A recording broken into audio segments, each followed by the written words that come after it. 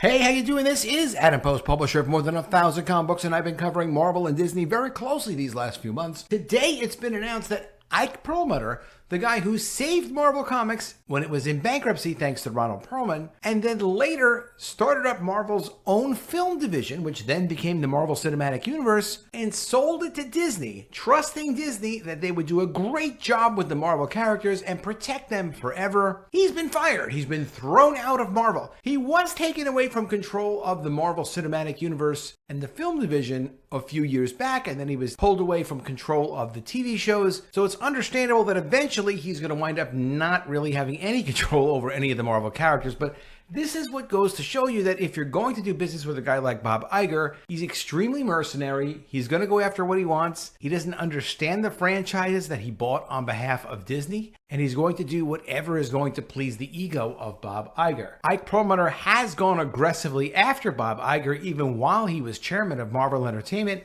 and it was kind of understandable that at some point, if they didn't get rid of Bob Iger and didn't get Bob Iger separated from Disney, that Bob would find a way to separate IKE PERLMUTTER from Marvel. And he certainly has figured out how to do that. There are a few interesting articles on this. We're going to go over them and discuss them. Before we do, please be sure you are subscribed to the channel.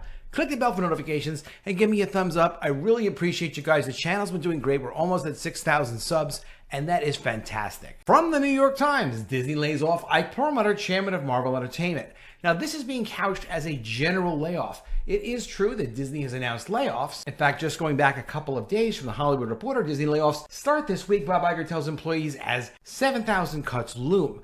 Now, these 7,000 cuts, I always like to make sure that people know what's going on. It's not 7,000 people laid off, it's 4,000 people laid off and 3,000 people that will not be hired for future positions that were open. Why are they calling it 7,000? Honestly, I don't know. I just like correcting it so I make sure that when people listen to my channel, they find out what's actually going on. This is more aggressive, though, than I expected Bob Iger to be. He's closing complete departments. He's really restructuring and shrinking Disney aggressively. It was announced this week that he's eliminating their acquisitions department, their TV production departments. These are people that had been with Disney for quite a while. It is not that different from what Nelson Peltz said he expected Disney to do, and why Nelson Peltz was trying to get on the board of directors of Disney so that they would reduce their matrix structure. Matrix is a term that refers to businesses having kind of multiple managers that they kind of don't need, that all do sort of the same thing.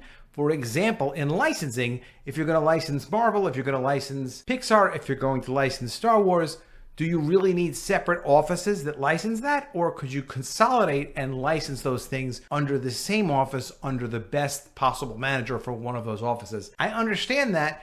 It's what Nelson Peltz said he wanted, and it seems to be the direction that Bob Iger is trying to move to. You know also that Bob Chapek's Metaverse division, which supposedly was 50 people, was also completely closed by Disney, which made sense because the Metaverse, while it's going to be happening at some point in the future, it's not happening right now.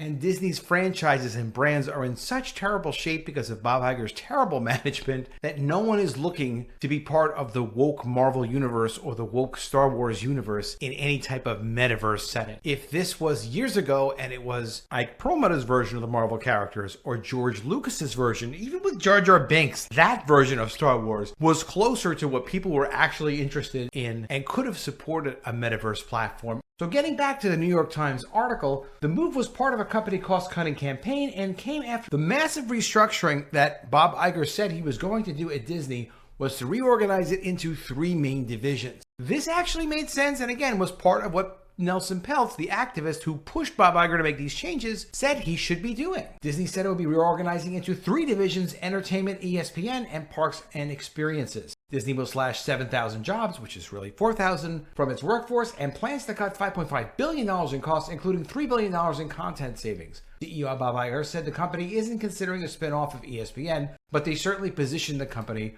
where they could more easily spin off ESPN, which eventually they will probably do. For the time being, they can't spin off ESPN because they use it to sell all their other cable channels to the basic cable networks, and it's still a big source of revenue for Disney. Disney lays off IKE Perlmutter, chairman of Marvel Entertainment. The move was part of a company cost-cutting campaign and came after Mr. Perlmutter was part of an unsuccessful attempt to shake up the Disney board. Isaac Perlmutter, the famously frugal Marvel Entertainment chairman who unsuccessfully worked to shake up the Disney company's board in the past year, has been laid off as part of the cost-cutting campaign. While IKE Perlmutter was still at Disney, which was, up until very recently, he was pushing for Nelson Peltz to be on the board. He pushed aggressively for that, and Nelson Peltz was clearly not interested in doing what Iger wanted to do. He originally didn't even say he wanted Iger to be CEO or involved with the company in any way. And while he was chairman of Marvel Entertainment, IKE Perlmutter did promote that. So it really was like taking a shot at the king, and if you don't kill the king, you know what's going to happen. They're ultimately going to cut you out. Disney confirmed that Mr. Perlmutter, who's 80 years old, was told by phone on Wednesday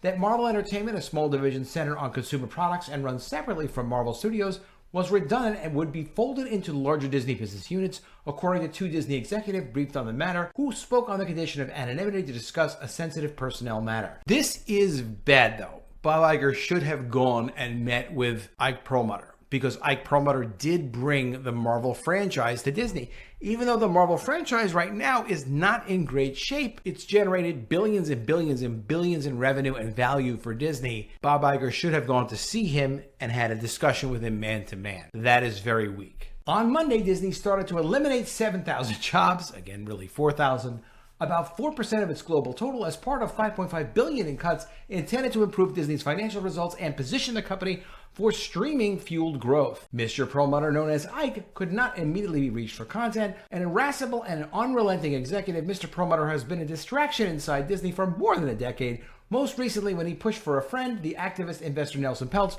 to join the Disney board. Now understand too, IKE Perlmutter has a lot of money invested with Disney. This recent nonsense with Bob Iger poorly managing the company, and it's not just Bob, it was also the previous Bob Chapek, but it's cost Ike like $1 billion in net worth personally, because he owns a lot of stock of Disney. So it's understandable that IKE Perlmutter would say, excuse me, I don't like losing $1 billion just because you're obsessed with your woke ideology and destroying franchises to promote your ideas about what the progressive world should be. So I'd kind of like you to focus on delivering for fans what fans actually want. You can understand that, and if a guy like Bob Iger cost you $1 billion, you'd be kind of annoyed with him. And at the very least to say, hey, look, why don't you put my friend on the board? Nelson Peltz is very accomplished. He's created tremendous value for boards that he's been on before, other multi-billion-dollar companies. There's kind of no excuse for why Nelson Peltz wasn't put onto the board. Mr. Perlmutter contacted Disney's board members and senior Disney executives 6 times from last August to November to push for Mr. Peltz to join the board, according to a securities filing. When he was rebuffed, Mr. Peltz started a proxy battle to put himself on the board, saying he would cut costs, revamp Disney's streaming business, and clean up the company's messy succession planning. Mr. Peltz withdrew in February when Bob Iger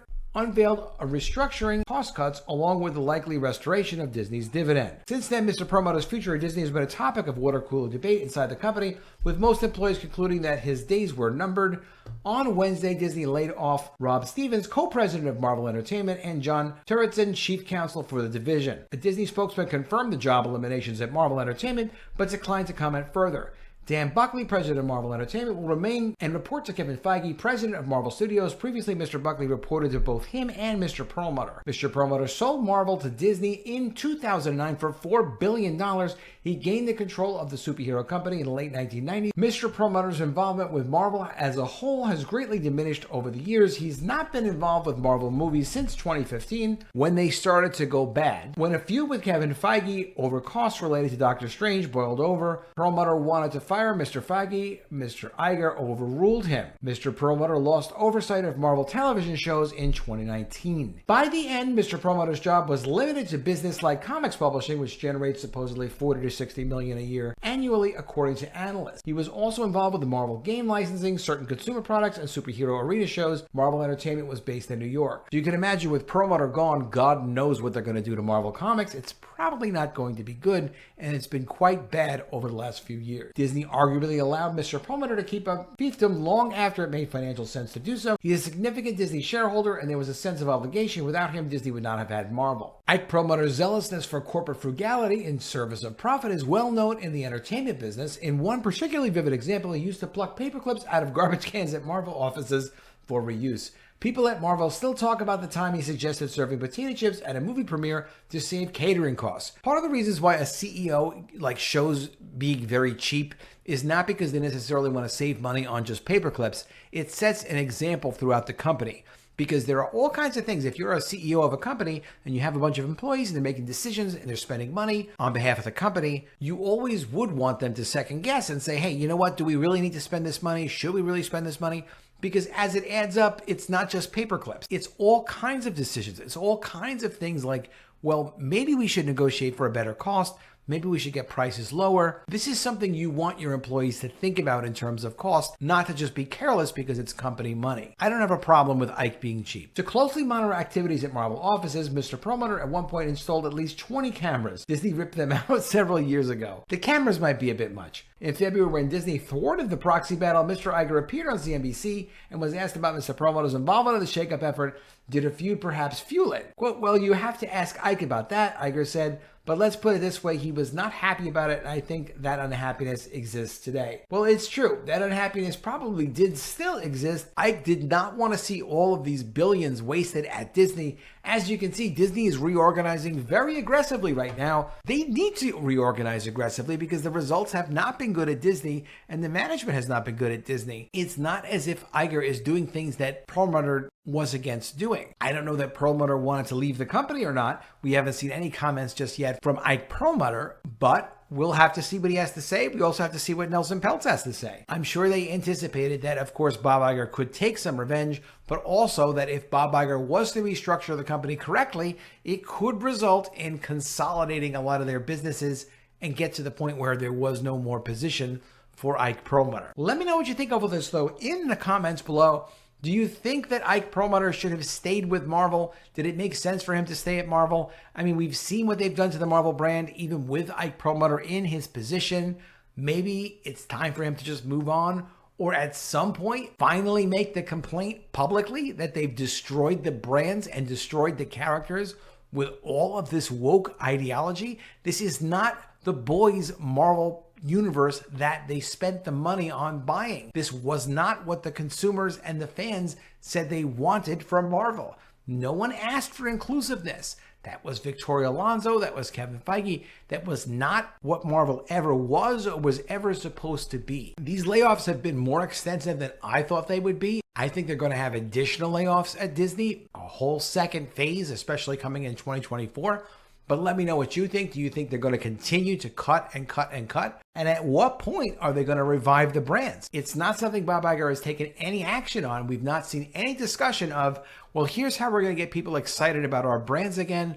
Here's the brands that we're really passionate about. All you've seen is Bob Iger make statements like, there really isn't anything off about the brands. I mean, yes, there is something clearly off about the brands that they're not resonating with consumers anymore. It's not that people love the brands, but they don't like sequels. When have you ever heard of that before? If you like the brand, you always want more of it. We're going to have to see. Let me know what you think Bob Iger is going to do to try to deal with their brand and their franchise problem. Is there a way he can lay off or maybe close some more departments and get people excited about Marvel again? Or Star Wars again? What the heck could he possibly do? All right, let me know what you think, and I really do appreciate those comments. Please be sure you are subscribed to the channel. Click the bell for notifications, give me a thumbs up, and I'll see you again soon with another video. And if I don't see you, I will miss you.